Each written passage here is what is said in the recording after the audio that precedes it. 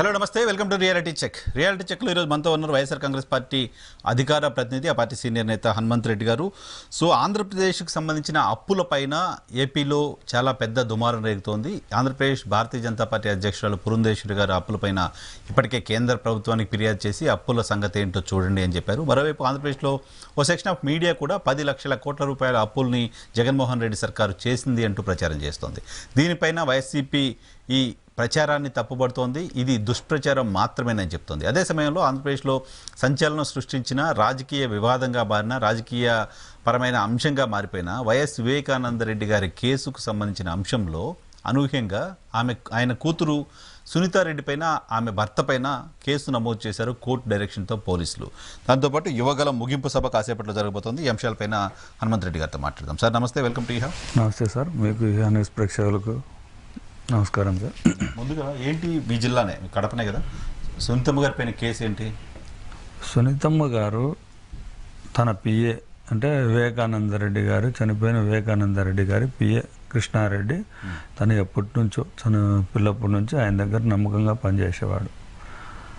ఆయన నమ్మకంగా పనిచేస్తూ ఉంటే వీళ్ళు చెప్పినట్టుకంటే సునీతమ్మ, రాజశేఖర రెడ్డి గారు, ఆయన సింగ్ ఎవరైతే సిబిఐ డైరెక్టర్ రామ్ సింగ్ గారు, ముగ్గురు కలిసి ప్రవోక్ చేసి అబద్ధాలు చెప్పమని ఆయన మీద ఒత్తిడి తెచ్చి తన కొడుకు మ్యారేజ్ని స్టాప్ చేసి వాళ్ళనందరినీ అరాచ్మెంట్ చేసినందుకు ఆయన కేసు పెట్టారు. నన్ను ఈ విధంగా ఏదైతే మేము చెప్పినట్టు వినకుంటే, ఆమె చెప్పినట్టు విని అవినాష్ రెడ్డి గారి మీద లేకుంటే భాస్కర్ రెడ్డి గారి మీద ఇది చేపించారని చెప్పకుంటే నీ ఎంత చూస్తామని కొట్టి అరాచ్మెంట్ చేశారని దాని మీద ఆయన అప్పుడు పోలీస్ స్టేషన్లో ఫిర్యాదు ఇచ్చారు. ఆ పోలీస్ స్టేషన్లో ఫిర్యాదు తీసుకోకుంటే కోర్టుకు వెళ్ళి కోర్టు డైరెక్షన్తో ఇప్పుడు కేసు అయిందంటే తప్పులు చేసింది ఎవరు అని అంటే ఆ కేసు ప్రావకాట్ చేసి ఆమె నరేడ్డి సునీతమ్మ గారు ముద్దాయిల పక్కన ఎప్పుడైతే నిలబడిందో, దస్తగిరి అనే వ్యక్తి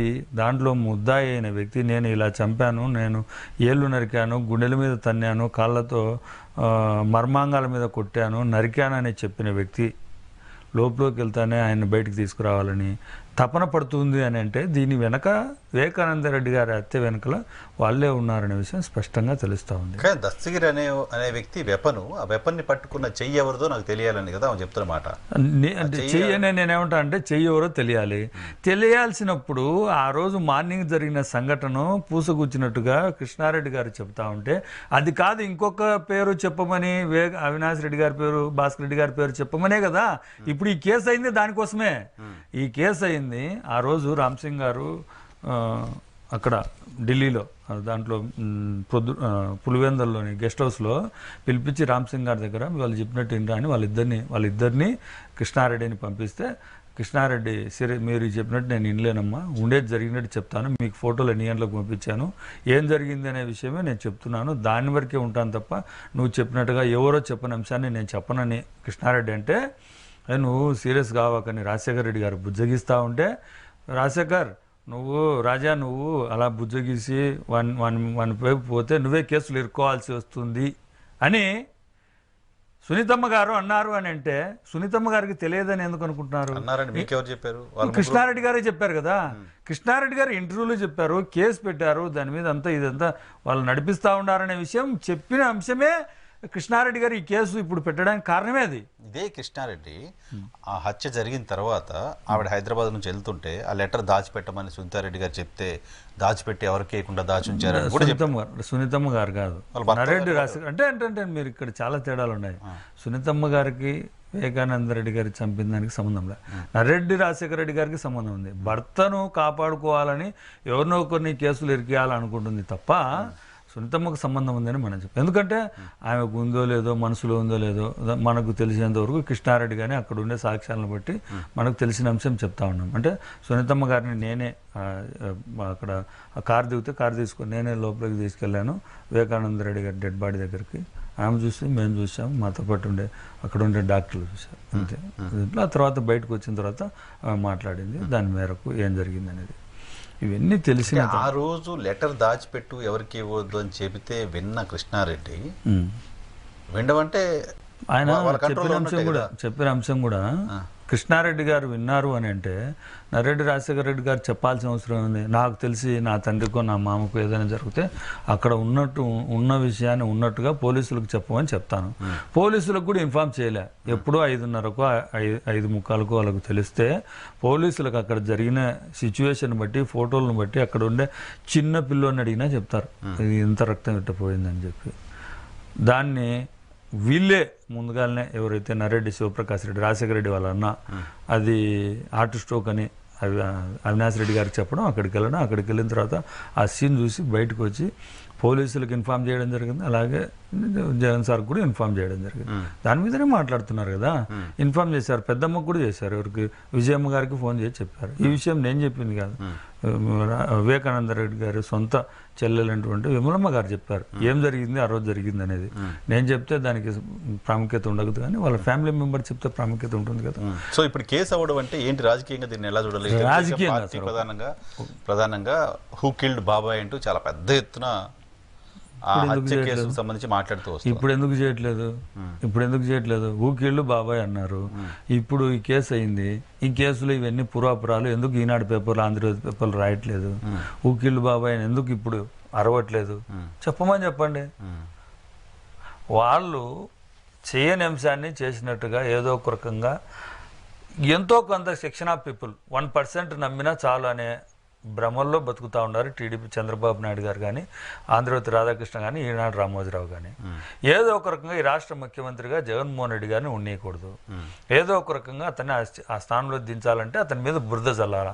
బురద జల్లే కార్యక్రమే తప్ప ఇంకా వేరే ఆలోచనే లేదు. ఆంధ్రజ్యోతి పేపర్ తీసుకో, ఈనాడు పేపర్ తీసుకో, ఈటీవీ తీసుకో, టీవీ5 తీసుకో, మహా న్యూస్ తీసుకో, వీళ్ళకి వేరే ఆలోచనే లే. ఎంతసేపు ఉన్నా జగన్మోహన్ రెడ్డి గారు ఎంత మంచి చేసినా, ఆంధ్రప్రదేశ్లో మంచి చేస్తే 17 మెడికల్ కాలేజీలు తీసుకొచ్చి ఆంధ్రప్రదేశ్ రాష్ట్రాన్ని మెడికల్ హబ్గా తయారు చేస్తూ ఉంటే దాని గురించి మాట్లాడరు. తెలంగాణలో మెడికల్ కాలేజీల గురించి గొప్పగా మాట్లాడతారు. తెలంగాణ అప్పులు, ఆంధ్రప్రదేశ్ సర్ప్లస్లో ఉన్న తెలంగాణ అప్పులు చేసింటే దాని గురించి మాట్లాడరు. ఆంధ్ర అప్పుల గురించి మాట్లాడతారు. అంతకుముందు చంద్రబాబు నాయుడు గారు పరిపాలించినప్పుడు అప్పులు చేశారు కదమ్మా, దాదాపుగా 4 లక్షల కోట్ల రూపాయలు అప్పులు చేసిపోయారంటే దాన్ని మాట్లాడరు. 4 లక్షల కోట్ల అప్పులు చెప్తారు, మేము చేసిన 2,50,000 కోట్ల అప్పులు చెప్తారు. మొత్తం 6,50,000 కోట్ల అప్పులు ఉన్నాయి. అప్పుడు 3,50,000 కోట్లు. నేను ఇప్పుడు ఈనాడు చూసా 10 లక్షల కోట్లు. అదే చెప్పారు సార్. ఈనాడు పేపరు ఏంటంటే దానికి ఎక్కడ కూడా నేనేమంటా అంటే సార్, నేను ఒక 10 లక్షలు అప్పున్నాను అనుకోండి, నరసింహరావు గారికి ఒక 2 లక్షలు పలానోళ్ళ పేరు పలానోళ్ళ సంబంధించినవి అంటే నీ దగ్గర నువ్వు ఈనాడు పేపర్ నడుపుతా ఉన్నావు కదా, ఎన్నో సంవత్సరాల నుంచి నడుపుతున్నావు కదా, పలానోళ్ళకి ఇవ్వాలని రాయాలి కదా. 1,71,000 కోట్లు బిల్లులు ఇవ్వాలని చెప్తాడు. ఎప్పుడు సార్ ఈడు రామోజీరావు ఎందుకు సార్ ఇంత అసహ్యకరమైన, నేనేమంటా అంటే అంత అసహ్యకరమైన జుగుసాకరమైన పదాలు రాస్తూ ఉంటే ప్రజలు ఏమనుకుంటారో తెలియదా? అసెంబ్లీ సాక్షిగా మా మినిస్టర్కి 21,000 కోట్ల అప్పులు ఉన్నాయి, బిల్లులు పెండింగ్లు ఉన్నాయి, కడతామని చెప్తున్నారు. అంటే చంద్రబాబు నాయుడు గారు చేసిన అభివృద్ధి పనుల్లో 60,000 కోట్ల రూపాయలు పెండింగ్ బిల్లులు పెడితే తాను దిగిపోయినట్టుకి 100 కోట్లు మాత్రమే అకౌంట్లో పెడితే ఈ రాష్ట్రాన్ని బిల్లులు జీతాలు ఎట్టిస్తారో చెప్పిన ఆర్థిక శాఖ మంత్రి తెలుగుదేశం యనమల రామకృష్ణుడు గారు, తెలుగుదేశం పార్టీ వాళ్ళు చేస్తే ఈరోజు ఆంధ్రప్రదేశ్ రాష్ట్రాన్ని అభివృద్ధి దిశగా జగన్మోహన్ రెడ్డి గారు పరిపాలిస్తూ ఉంటే అది చూసి ఓర్వలేక ప్రజల్లో ఎలక్షన్లు వస్తున్నాయి కాబట్టి ఏదో ఒక రకంగా ప్రాపకాండ చేసి తప్పుడు. నేనేమంటా అంటే సార్, మేము చెప్తున్నాం మా ఆంధ్రప్రదేశ్ రాష్ట్రానికి ఉండే అప్పులు పలానివి అని చెప్తా ఉన్నాం. వాళ్ళని చెప్పమని చెప్పండి, ఇవి తప్పు అని నిరూపించమని చెప్పండి. ఎస్, ఎక్కడికైనా సరే ఆంధ్రప్రదేశ్ రాష్ట్రంలో ఉండే అధికారులు వస్తారు, రామోజీరావు గారు వాళ్ళ విలేకరులు ఎవరో రమ్మని చెప్పండి, తప్పేం లేదు. దాన్ని ప్రజలకు చేరవేస్తే మంచిదే. మేము తప్పు చేస్తున్నాం అనుకో, దాన్ని ప్రజలకు చెప్తే తప్పేం కాదు, మంచిదే. కానీ మేము తప్పు చేయకుండా తప్పు చేసినారని అబద్ధాలు చెప్పడం తప్పు అని. తప్పు చేసిన వాళ్ళు మేము తప్పు చేసామని ఒప్పుకోరుగా. అంటే నేనేమంటా అంటే సార్, సాక్ష్యాధారాలు ఉంటాయి కదా. నేనేమంటే ఇప్పుడు నేనేదో మిమ్మల్ని మ్యానిపులేట్ చేస్తున్నాను. మీడియా అడ్వకసీ చేయడానికి లేదు, మీడియా రిపోర్ట్ చేయడానికి ఉంది. ఆ రిపోర్ట్ పైన మీరు వాళ్ళకున్న అంటే నేనేమంటాను సార్, మీరు రిపోర్ట్ చేయండి, మీడియా రిపోర్ట్ చేయాల్సిందే. మంచి విషయాలను, మంచిని, అది చెడు అయినా మంచి అయినా, చెడు ఏం చేయాలో మీరు ఎట్లా చెప్తారు? మేమేం చెప్పలేదు సార్, కానీ అబద్ధాలు చెప్పడం తప్ప కాదా అని చెప్తున్నా. మీ పర్సెప్షన్, మా పర్సెప్షన్ ఏంది అంటే నువ్వు నిరూపించాలి కదా. ఇప్పుడు హనుమంత్ రెడ్డి 10 మర్డర్లు చేశారు అన్నారు అనుకోండి, 10 మర్డర్లు ఏడాడు చేశారు, ఎవరెవరు చంపారో చెప్పాలి కదా. అలా చెప్పకుండా 10 చేశారు 20 చేశారని మీరు మాత్రం రాస్తే అయిపోతుంది. ఎక్కడెక్కడ అప్పులు చేశారని చెప్పలేదు. అదే కదా, లేని అప్పులను, ఈ రాష్ట్రంలో లేని అప్పులను తీసుకొని వచ్చి మాట్లాడతారు. రాష్ట్రంలో కేంద్రం ప్రకటించింది 4,40,000 కోట్లు అని చెప్పింది. మీరు చెప్పిన ప్రకారము అన్ని ఏదైతే ఏపీ బెవరేజ్ తరపున ఆంధ్రప్రదేశ్ బెవరేజ్ కార్పొరేషన్ ఇంత ఆదాయం వస్తుందని అప్పు తీసుకున్నారు. దాంట్లో 20,000 కోట్లకు రుణం మంజూరైంది కరెక్టే, కానీ దాంట్లో 4,000 కోట్లే తీసుకునేది. 2 విడతలు తీసుకున్నారు. 2,000 కోట్లు 4,000 కోట్లు తీసుకున్నారు, కానీ 20,000 కోట్లు అప్పులు అంటారు. అంటే ఇప్పుడు బ్యాంక్కి నేను హౌస్ కట్టుకుంటా ఉంటే ఒక 20 లక్షలు శాంక్షన్ చేస్తుంది. ఫస్ట్ విడత 2 లక్షలు, రెండో విడత 2 లక్షలు, 4 లక్షలు. 4 లక్షలు అప్పు అంటారా, 20 లక్షలు అప్పు అంటారా సార్? అదే కదా నేను చెప్పేది. మనసులను ప్రభావితం చేసి ఏదో ఒక రకంగా చంద్రబాబు నాయుడు గారికి జాకీలు ఎత్తి, లోకేష్ను పవన్ కళ్యాణ్ జాకీలు ఎత్తి లేపాలనుకుంటున్నారు తప్ప తప్పుడు విధానాల్లో వెళ్తున్నారు. ఇది ప్రజలు బుద్ధి చెప్పే రోజు తొందరలో ఉంది. ఓకే, ఇప్పుడు వాళ్ళ ముగ్గురు పేర్లు మీరు ఎలా తీసుకున్నారు కాబట్టి మీటింగ్ జరగబోతోంది. యువగల ముగింపు సభ విశాఖపట్నంలో భోగాపురంలో పవన్ కళ్యాణ్ గారు, చంద్రబాబు నాయుడు గారు మొదటిసారి ఒకే వేదిక నుంచి మళ్ళీ అడ్రస్ చేయబోతున్నారు చాలా కాలం తర్వాత, ఆల్మోస్ట్ 1 డెకేడ్ తర్వాత. నేనేమంటా అంటే సార్, యువగలం పాదయాత్ర దాదాపు పాపం ఆయన యువగలం నారా లోకేష్ గారు ఎమ్మెల్యేగా ఓడిపోయిన తర్వాత 2019 ఎలక్షన్ల నుంచి అసలు కనపడకుండా ఉన్నాడు. ఏదో మరి మొన్న పాదయాత్ర చేసి సీఎం అభ్యర్థిగా చెప్పుకోవాలని పాదయాత్ర 400 రోజులు 4,000 కిలోమీటర్లు. జగన్మోహన్ రెడ్డి గారు 3,650 కిలోమీటర్లు తిరిగారు కాబట్టి దానికన్నా ఒక 350 రెట్టింపు రాసుకొని 4,000 కిలోమీటర్లు 400 రోజులు అన్నారంటే డైలీ ఒక 10 కిలోమీటర్లు అని వాళ్ళే చెప్పారు. మరి 226 రోజుల్లో 3,128 కిలోమీటర్లు ఏ విధంగా తిరిగారు, ఎన్ని రోజులు ఆపారు, ఎన్ని రోజులు తిరిగారు వాళ్ళకే తెలియదు. 4,000 కిలోమీటర్లు పోయి 4,000 కిలోమీటర్లు 400 రోజులు, 400 రోజులు, రోజు 10 కిలోమీటర్లు, రోజుకు 10 కిలోమీటర్లు, 226 రోజులు, 3,000 మీ లెక్క ప్రకారం 2,260. అంతే కదా. 3,126 కిలోమీటర్లు ఎట్లా తిరిగారో ఆయనే చెప్పాలి. ఎందుకు ఒక రోజు కొంచెం ఎక్కువ తిరిగి ఉండొచ్చు కదా. తిరిగిన తప్పేం లేదులే. ఆయన చాలా బాగా తిరుగుతారు, చాలా తిండికి ఎంత ఇంపార్టెన్స్ ఇస్తారో, ప్రజల సమస్యల పట్ల ఏమి ఇంపార్టెన్స్ ఉంటే తిండికి ఇంపార్టెన్స్ ఇచ్చిన ఫోటోలే వస్తూ ఉంటాయి. మరి మీ పార్టీ నేనేమంటా అంటే సార్, పాదయాత్ర మొదలుపెట్టింది ఏంటి, ఈ రాష్ట్రంలో ఉండే ప్రజల సమస్యలను ఆంధ్రప్రదేశ్ రాష్ట్ర ప్రభుత్వం జగన్మోహన్ రెడ్డి గారు చేసిన తప్పులు ఎండగడతానని చెప్పారు. ఎక్కడైనా ఒక చిన్న తప్పుని ఎండగట్టారా? ఎంతసేపున ముఖ్యమంత్రి గారిని సైకో అనడం, తిట్టడం, ఎమ్మెల్యేలను తిట్టడం, ఏ ఊరికి వెళ్తే ఆ ఊర్లో ఎమ్మెల్యేల మధ్య లేకుంటే కార్యకర్తల మధ్య సమస్యలు పెట్టడానికి వెళ్ళి అక్కడ తగులు పెడితే ఏదో ఒక వర్గం, అంటే ఏ వర్గం ఆయన వెంట లేదు కాబట్టి ఏదో ఒక వర్గం నా వెంట నడుస్తుందని చెబుతున్నటువంటి లోకేష్ గారు. ఆ లోకేష్ యువ గంగాలం అంటారు, యువగలం అంటారు, నాకు తెలియదు, కానీ యువగలమే అనుకో, యువ గంగాలం అనుకో.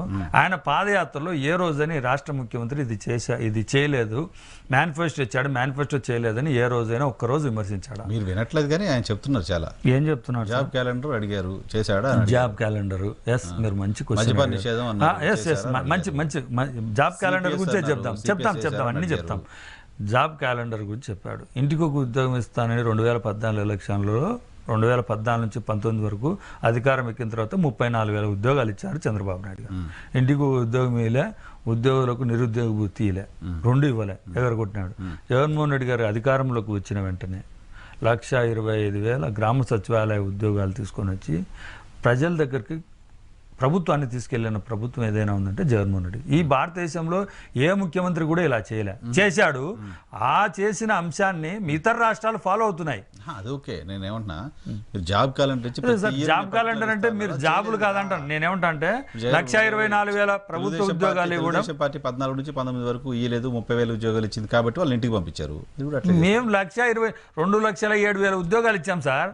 1,24,000 ఉద్యోగాలు ఇవి 70,000 నంబర్ కాదు కదా చెప్పింది. ఉద్యోగాలు ప్రతి సంవత్సరం క్యాలెండర్. అవును సార్, నేనేమంటా అంటే ప్రతి సంవత్సరం విడుస్తేనే సార్ ఇవన్నీ. గ్రూప్ 1 ఇచ్చాం, గ్రూప్ 2 ఇచ్చాము, 1,00,000 ఇచ్చారు. నోటిఫికేషన్ ఫిబ్రవరి అంటున్నారు, ఫిబ్రవరి షెడ్యూల్ అంటున్నారు. రెండోది సార్, అది రెండో నోటిఫికేషన్ సార్, రెండో నోటిఫికేషన్. ఇప్పుడు 2,06,000 ఉద్యోగాలు గ్రామీణ స్థాయిలో వ్యవస్థను, ఏదైతే విద్యను, వైద్యాన్ని ప్రజలకు అందుబాటు చేసే దిశగా నాడు నేడు ద్వారా స్కూళ్ళను అభివృద్ధి చేయడం మంచిది కాదంటారా? ఇతర రాష్ట్రాలతో జగన్మోహన్ రెడ్డి గారిని ఆదర్శంగా తీసుకుంటున్నారు అని అంటే ఆంధ్రప్రదేశ్ ముఖ్యమంత్రి మంచిగా పనిచేసినట్ట, చెడ్డగా పనిచేసినట్ట? యువగలంలో నారా లోకేష్ మేనిఫెస్టో గురించి ఏం అడిగారు అంటే నేను చెప్తున్నా, సిపిఎస్ గురించి అడిగారు. సిపిఎస్ చేయలేం, అది కేంద్ర ప్రభుత్వంలో. సిపిఎస్ గురించి చెప్తాను సార్. సిపిఎస్ అంశం మన చేతుల్లో లేదనే విషయం మనకు తెలుసు, అందరికీ తెలుసు. దాని మధ్యలోనే జీపీఎస్ సిస్టమ్ తీసుకు గ్యారంటీ పెన్షన్ స్కీమ్ను తీసుకొని వచ్చి అది మీరు ఎన్నికల ముందు చెప్పలేదు కదా, వారం రోజులు రద్దు చేస్తున్నారు కదా. రద్దు చేస్తామన్నాం, కానీ అది కేంద్రం మనం చేసిన అది ఊరికి అబద్ధాలు చెప్పడమే. అంటే అబద్ధాలు చెప్పారు ఎన్నికల ముందు. సార్ ఒక్క నిమిషం, అలా కాదు. మనం అప్పుడు అధికారంలో మనకు దాని గురించి పూర్తిగా అవగాహన లేక చెప్పాము. వాస్తవం ఒప్పుకున్నాం, తప్పేం లేదులే. గ్యారంటీ పెన్షన్ స్కీమ్ అది మన పరిధిలో లేదు. ఆ విధంగా సిపిఎస్ సిస్టాన్ని తీసుకురావాలంటే కేంద్ర ప్రభుత్వం చట్టం చేయాలా, ఆ చట్టాన్ని మనం చేయలేము. కేంద్ర ప్రభుత్వం పార్లమెంట్లో చేయాలి. ఖచ్చితంగా ఆ చట్టాన్ని తీసుకొచ్చే దిశగా జగన్మోహన్ రెడ్డి గారు రేపు ఎంపీల 2020 ఎప్పుడు అవసరమైతే అప్పుడు ప్రత్యేక హోదా మీద దీని మీద ఖచ్చితంగా ఒక నిర్ణయం తీసుకుంటారనే విషయం మీకు చెప్తా ఉన్నా. జీపీఎస్ సిస్టమ్ తీసుకొచ్చారు, అంటే గతంలో లేని సిస్టాన్ని గ్యారంటీ పెన్షన్ స్కీమ్ను తీసుకొని వచ్చారు. వైబిలిటీ ఉండదని ఏదో చెప్తున్నారు. వైబిలిటీ ఉండదు అని అంటే సార్ నేను ఏమంటానంటే అది మన రాష్ట్ర పరిధిలో ఉండే అంశం, మన పరిధిలో ఉండే అంశాన్ని మనం ఏం చేయాలనో చేశాం. జీపీఎస్ సిస్టమ్ తీసుకొచ్చాం. ఏమంటే ఆంధ్రప్రదేశ్ రాష్ట్రాన్ని అధోగతి పాలు చేసింది చంద్రబాబు నాయుడు గారు. చేస్తే ఆంధ్రప్రదేశ్ రాష్ట్రాన్ని ఏదైతే ఆహార ధాన్యం ఎగుమతుల్లో నెంబర్ 1 స్థానానికి తీసుకుపోయింది జగన్మోహన్ రెడ్డి గారు. ఈజ్ ఆఫ్ డూయింగ్లో నెంబర్ 1 స్థానంలో, పెట్టుబడుల ఆకర్షణలో 2వ స్థానంలో. కరోనా కాలంలో 2 సంవత్సరాలు కరోనా వస్తే 5 సంవత్సరాల కాలంలో 2 సంవత్సరాల కరోనా కాలం ప్రపంచవ్యాప్తంగా అందరూ నిలబడిపోతే ఈ రాష్ట్రాన్ని అభివృద్ధి దిశగా జగన్మోహన్ రెడ్డి గారు పనిచేస్తూ ఉన్నారు. దీనికి వేస్తారా, లేకుంటే జగన్మోహన్ రెడ్డి గారి మీద ప్రతిరోజు ఈరోజు ఏదో పవన్ కళ్యాణ్ గారు, చంద్రబాబు నాయుడు గారు, లోకేష్ గారు చేస్తున్న యువకులానికి ఆర్తి పడతారో ప్రజలు నిర్ణయిస్తారు. ఎందుకనంటే మేము ఇద్దరు కలవడం, జనసేన టీడీపీ కలవడం, కలిసి ఉన్నామని ఫస్ట్ టైం ప్రజల దగ్గరికి వెళ్ళడం వైసీపీని టెన్షన్ పెట్టట్లేదా సార్? ఎప్పుడు కలిసి లేరు అనుకుంటున్నారు? ఫస్ట్ టైం ఏంది సార్, నాకు అర్థం కాలే. మీకు కలిసి సార్ మీరు మాకంటే మా రాజకీయాల్లో మీరు సీనియర్గా జర్నలిస్ట్గా ఉన్నారు. 2014లో కలిసి ఉన్నారా లేదా? ఉన్నారు, కలిసి ఉన్నారు కదా. 2019లో ప్రభుత్వానికి వ్యతిరేకంగా పోరాడాలనుకున్నారు. ఈరోజు ప్రభుత్వ వ్యతిరేక ఓటును చీల్చనివ్వను అంటున్నాడు. చీల్చనివ్వను. ఆ రోజు ఎందుకు చీల్చే దిశగా? మీకంటే ఆయన ఎక్కువ ఎమర్జీ అయిపోయి ఆయన పవర్లోకి వస్తారనుకున్నారు. అంటే జనసేన బీఫామ్లు అన్ని టీడీపీ ఆఫీసులో టీడీపీ ఎమ్మెల్యేలకు ఇస్తే ఏ విధంగా గెలుస్తారు సార్? నాకు అర్థం కాలే. జనసేన బీఫామ్లన్నీ టీడీపీ ఎమ్మెల్యే అభ్యర్థులకు ఇచ్చారని వల్లభనేని వంశీ టీడీపీ అభ్యర్థులు చెప్పారు, టీడీపీ ఎమ్మెల్యే క్యాండిడేట్లు చెప్పారు. 2019లో ఎవరు కావాలో వాళ్ళకి ఇచ్చుకోండి, మీరే డమ్మీ క్యాండిడేట్లు పెట్టుకోండి, మీరే నిలబెట్టుకోండి, ఎన్నో కొన్ని ఓట్లు. ఇదే కదా. ఎన్ని ఓట్లు వచ్చాయి? 2 చోట్ల పోటీ చేస్తే నేను అవినీతికి వ్యతిరేకంగా పనిచేస్తానన్నా లోకేష్ 135 బీఫామ్లు తెలుగుదేశం పార్టీకి జనసేన ఇస్తే మీకు ఇష్టం వాళ్ళకి ఒక బీఫామ్ 2 బీఫామ్ అన్న తెలుగుదేశం పార్టీ ఇదా జనసేనకి ఆయన గెలవడం కోసం? నేనేమంటా అంటే అదే సార్, తెలుగుదేశం పార్టీ ధృతరాష్ట్ర కౌగిలి. ధృతరాష్ట్రుడు కౌగిలి ఎలా ఉంటుందంటే ఆయన ప్రేమగా పిలుచుకుంటాడు, చంపేయాలని ఆలోచన. అలాగే ఈరోజు కాపు సోదరులను ఏదైతే అడ్డం పెట్టుకొని పవన్ కళ్యాణ్ గారు ఆడుతున్న క్రీడను చంద్రబాబు నాయుడు గారు గట్టిగా ఉపయోగించుకొని జనసేన పార్టీని పిలిపి నలిమేయాలనుకుంటున్నాడు. ఎందుకనంటే గతంలో చంద్రబాబు నాయుడు గారు ఆలోచనలు ఎలా ఉంటాయంటే, గతంలో చంద్రబాబు నాయుడు గారు ఎప్పుడు వెంకయ్య నాయుడు గారు అంటూ ఉంటారు, వెన్నుపోటు అంటే వెనకలు ఉంటే చంద్రబాబు అని చెప్తా ఉంటాడు. గుర్తుందో ఎన్టీ రామారావు గారికి వెన్నుపోటు పొడిచారని. కానీ ఎన్టీ రామారావు గారి కంటే ముందే వెంకయ్య నాయుడుకు పొడిచాడు చంద్రబాబు నాయుడు గారు. గతంలో నెల్లూరు జిల్లాలో ఆయన కావల్లో పోటీ చేస్తూ ఉంటే ఆయన ఎమ్మెల్యేగా ఉన్న స్థానాన్ని, ఉదయగిరి కదా, ఉదయగిరిలో ఎమ్మెల్యేగా ఉన్న స్థానాన్ని, ఈ స్థానంలో నువ్వు గెలవలేవు, వేరే స్థానంలో గెలువు అని ఇక్కడ టీడీపీ క్యాండిడేట్ను పెట్టుకొని అక్కడ అతను పోటీ చేసినాక మళ్ళీ టీడీపీ క్యాండిడేట్తో పోటీ చేసి ఆయన ఓడగొట్టాడు.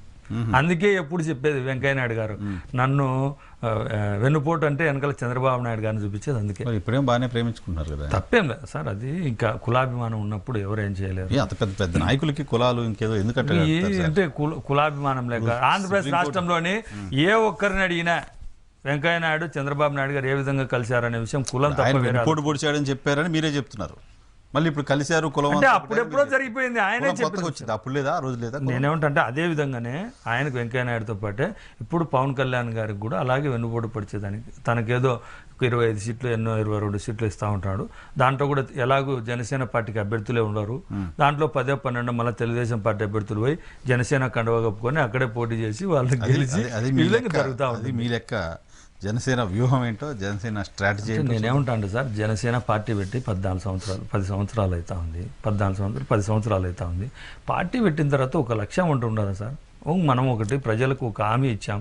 ఏమని హామీ ఇచ్చాం? అవినీతి రైతున ప్రభుత్వాన్ని తీసుకొని వస్తాం, నేను చాలా నిక్కచ్చిగా పనిచేస్తాను, నేను చంద్రబాబు నాయుడు గారి అవినీతికి, జగన్మోహన్ రెడ్డి గారి అవినీతికి వ్యతిరేకిని అన్నాడు. చంద్రబాబు నాయుడు గారు అవినీతి కేసులో జైలుకి వెళ్తే ఏ విధంగా అతను సచ్చిలుడని ఇతను ఎలా సర్టిఫికెట్ ఇస్తాడు? అతన్నేమో 2019 ఎలక్షన్లలో లక్షల కోట్లు తిన్నాడని చెప్పిన పవన్ కళ్యాణ్ గారు, మీ లోకేష్ గారి భవిష్యత్తు కోసం ఆంధ్రప్రదేశ్ రాష్ట్రాన్ని తాకట్టు పెట్టి ఆ డబ్బులు తీసుకుపోయి హెరిటేజ్లో పెట్టుబడులు పెడుతున్నావు చంద్రబాబు నాయుడు గారిని తిట్టిన పవన్ కళ్యాణ్ గారు, ఈరోజు అదే చంద్రబాబు నాయుడు గారు లోకేష్ గారి సభకు ఎలా వెళ్తున్నారు అంటున్నా. మనం చెప్పింది ప్రజలు గుర్తుపెట్టుకోలేరు అనుకుంటున్నారా? ఈయన సినిమా యాక్టర్ కాబట్టి ఈ సినిమాలో డైలాగులు మళ్ళా సినిమాలో ఉండవు, మళ్ళా సినిమాలో డైలాగులు మళ్ళా సినిమాలో ఉండవు. అలాగే నిజ జీవితంలో కూడా యాక్టింగ్ చేస్తూ ఉన్నాడు. అది చంద్రబాబు నాయుడు గారి అవసరాలకు అనుగుణంగా చంద్రబాబు నాయుడు గారికి కోవట్టుగా జనసేన పార్టీలో పనిచేస్తున్నాడు. జనసేన కార్యకర్తలది అయితే జనసేన పార్టీలో కోవట్టుగా టీడీపీ కోవట్టుగా పవన్ కళ్యాణ్ గారు పనిచేస్తూ ఉన్నాడు. చూద్దాం ఏం జరుగుతుందో. సభ జరగండి, సభలో ఇంకా చాలా అటాక్స్ ఉంటాయి మీ పైన.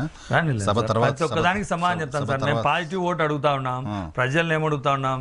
మా ముఖ్యమంత్రి జగన్మోహన్ రెడ్డి గారు చేసిన అభివృద్ధి పనులను, ఆయన ప్రతి ఇంటికి మంచి జరుగుతూనే ఓటేమని అడుగుతా ఉన్నాం. వాళ్ళు కూడా అలాగే పవన్ కళ్యాణ్ గారు కానీ, చంద్రబాబు నాయుడు కానీ, లోకేష్ కానీ 2014 నుంచి 2019 వరకు మేము ముగ్గురం కలిసే ఉన్నాం, అదే ప్రభుత్వాన్ని తీసుకొస్తామని చెప్పండి. ఒక్క మాట చాలు, ఇంకా వేరే వర్డే అవసరం లేదు. మేము చెప్తా ఉన్నాం ధైర్యంగా, మా ముఖ్యమంత్రి అభ్యర్థి జగన్మోహన్ రెడ్డి గారు, మీ ముఖ్యమంత్రి అభ్యర్థి ఎవరో చెప్పుకోండి. చెప్పుకోలేని పరిస్థితులు మీరున్నారు. మీరు మా మీద అబాండాలు ఏంటివేంటివో రాస్తా ఉన్నారు. ఒకటి మీరు 2014 నుంచి 2019 వరకు చేసిన అభివృద్ధిని తీసుకొని రండి. మేము 2019 నుంచి 2024 సరే, మీ స్ట్రాటజీలో మీరు పోతారు, వాళ్ళ స్ట్రాటజీ ఏంటో వాళ్ళు పోతారు. వాళ్ళు ఎలా పార్టీ ఫంక్షన్ అవ్వాలో మీరు కోరుకోలేరు కదా. మీ పార్టీలో చాలా మంది ఎమ్మెల్యేల అభ్యర్థులను అడిగిడికి మారుస్తున్నారు అంటే మీరేమంటున్నారు? మా పార్టీలో మేము ఏమన్నా మార్చుకుంటే నీకేంటి, అక్కడ పెడితే మీరు అంతే. వాళ్ళ పార్టీలో వాళ్ళు ఏం డెసిషన్? వాళ్ళ పార్టీలో గతంలో ఆయన జవహర్ను లేకుంటే తన వంగలపూడి అనిత గారిని మార్చినప్పుడు మేమన్నా అడిగామా? ఎప్పుడన్నా మీకు ఎప్పుడన్నా చెప్పామా వాళ్ళు ఇట్ట మార్చుకున్నారు? గంటా శ్రీనివాసరావు ఒక్కొక్కసారి పోటీ చేస్తారని ఎప్పుడన్నా అన్నామా? ఎవరు వాళ్ళ అభ్యర్థులను మార్చుకుంటారా లేకుంటే చంద్రబాబు నాయుడు గారు 170 స్థానాల్లో పోటీ చేస్తారా? మనకు సంబంధం లేని విషయం. మేము వైఎస్ఆర్ కాంగ్రెస్ పార్టీ బీఫామ్ మీద పోటీ చేసిన ప్రతి అభ్యర్థిని గెలిపించుకునే దిశగా జగన్మోహన్ రెడ్డి గారు పనిచేస్తారు. ఓటమి భయంతో మార్పులు కాదా హనుమంత్ రెడ్డి గారు? ఓటమి సార్, నేనేమంటానంటే ఓటమి మేము ప్రజలకు మంచి చేస్తే మాకెందుకు ఓటమి? మా అభ్యర్థులను ఎక్కడ భయం ఎందుకు అనుకుంటున్నారు? దాన్ని నాకు అర్థం కాలే. భయం అని ఎందుకు అనుకుంటున్నారు? ఇంకొకరికి అవకాశం ఇవ్వాలనుకోవచ్చు. పక్కన పెట్టారు కానీ ఆయన ఇంకో దగ్గర పెట్టడం ఏంటి? అంటే నేనేమంటా అంటే కొన్ని మినిస్టర్లు లోకేష్ గారు మాట్లాడిన చెత్త ఎక్కడున్న చెత్తే కదా, మన ఇంటి ముందున్న చెత్తే పక్కింటి ముందున్న చెత్తే కదా. అందుకే చెత్త మూడు శాఖలకు మంత్రిగా పనిచేసిన చెత్తను చెత్తబుట్టలోనే వేశారు లోకేష్ గారిని. చెత్తబుట్టలోనే పడేశారు. ఆయన ఏదో పాపం ఇంటికి ఒక ఎన్ని రకాలుగా డబ్బులు పంచాడో అదే మంగళగిరిలో ఆయన ఎక్కడ కూర్చోబెట్టారు అంటే, మనం ప్రభుత్వం అధికారంలో ఉన్నప్పుడు ప్రజలకు సేవ చేయాలి తప్ప వాళ్ళని హింసించకూడదు అనే విషయం వాళ్ళు అప్పుడు తెలుసుకున్నారు. అప్పుడు తెలుసుకున్నా ఇప్పటికి కూడా ప్రజల మీద విషయం చిమ్ముతున్నారు తప్ప ప్రజలకు మంచి చేయాలనే ఆలోచన వాళ్ళకి ఏ కోశానా లేదనే విషయం పవన్ కళ్యాణ్ గారు కానీ, చంద్రబాబు నాయుడు గారు, లోకేష్ గారు మాటలు. ఈ పర్టికులర్ పర్సన్ ఇక్కడైతే గెలవడు అక్కడైతే గెలుస్తున్నాడానికి ఏంటి అసలు లాజిక్? సార్, మీరు ఎంతసేపు అలా అనుకుంటున్నారు. మేము సామాజిక అంశాలను తీసుకొని అక్కడ ఉండే ఓటర్లను తీసుకొని దాన్ని పట్టుకొని పర్ఫెక్ట్గా గెలవాలనుకునే 175 గెలవాలనుకుంటున్నాం కాబట్టి దాంట్లో ఎమర్జ్ అయిపోయాను తప్ప దాన్ని వేరే రకంగా తీసుకోవాల్సిన అవసరం. మీరు ఆంధ్రప్రదేశ్లో ప్రభుత్వం రన్ చేస్తున్నారు, ఆంధ్రప్రదేశ్లో బాగా చేశాను మళ్ళీ నాకు ఓటేయండి జగన్మోహన్ రెడ్డి గారు అడుగుతున్నారు. హోల్ ఆంధ్రప్రదేశ్గా వైసీపీ ఫేస్ జగన్మోహన్ రెడ్డి గారు. ఆ కాన్స్టిట్యున్సీలో వైసీపీ ఎమ్మెల్యేని ఎన్నుకున్నారు. ఆ కాన్స్టిట్యున్సీలో గెలిచిన వైసీపీ ఎమ్మెల్యే మీ ప్రభుత్వానికి ఫేసు. మరి అక్కడ ఆయన మార్చడం అంటే ఎట్లా? మా ముఖ్యమంత్రి అభ్యర్థిని మార్చుకోలేదు కదా. మా ముఖ్యమంత్రి అభ్యర్థిని ఇప్పుడు జగన్మోహన్ రెడ్డి గారు మంచి చేయలేదు అనుకో, ముఖ్యమంత్రి జగన్మోహన్ రెడ్డి గారిని చూసి ఓటేయాలి అంతే. ఇంకా ఆయన అభివృద్ధిని చూసి ఆయన ముఖం చూసి ఓటేమని అడుగుతా ఉన్నాం. తప్పేముంది? ప్రజలకు మంచి జరిగితే 2019 నుంచి 2024 వరకు ఏ ఇంటికి సంక్షేమ కార్యక్రమం కానీ అభివృద్ధి కానీ జరిగిందంటేనే పాజిటివ్ ఓటు అడుగుతా ఉన్నాం. మీరు ఖచ్చితంగా చంద్రబాబు నాయుడు గారు నంద్యాలలో అన్నట్టుగా నేను వేసిన రోడ్ల మీద తిరుగుతున్నారు, నేను ఇచ్చిన పింఛన్ తీసుకొని తిరుగుతున్నారు, నాకు ఓటు వేయకుండా మీరు ఎలా మాట్లాడతారు అని అట్టనలేదు. మీరు మాకు ఇచ్చింది అవకాశాన్ని ప్రజలకు సేవ చేయడానికి, ఆ సేవను మరింతగా ఎక్కువ చేసేదానికి మళ్ళీ బలం చేయాలి. చేయండి, వన్స్ మోర్ జగన్మోహన్ రెడ్డి అని ప్రజలు అనుకుంటా ఉన్నారు, మా పార్టీ కార్యకర్తలు అనుకుంటా ఉన్నారు. చూద్దాం ఏం జరుగుతుందో. పొలిటికల్ హీట్ స్టార్ట్ అయిపోయింది. సభ తర్వాత మళ్ళీ ఒకసారి మాట్లాడదాం. Thank you very much Hanumanth Reddy గారు మాకు సమయం కేటాయించినందుకు. ఇది ఇవాళ రియాలిటీ చెక్. రేపటి షోలు మళ్ళీ చూస్తున్నాం.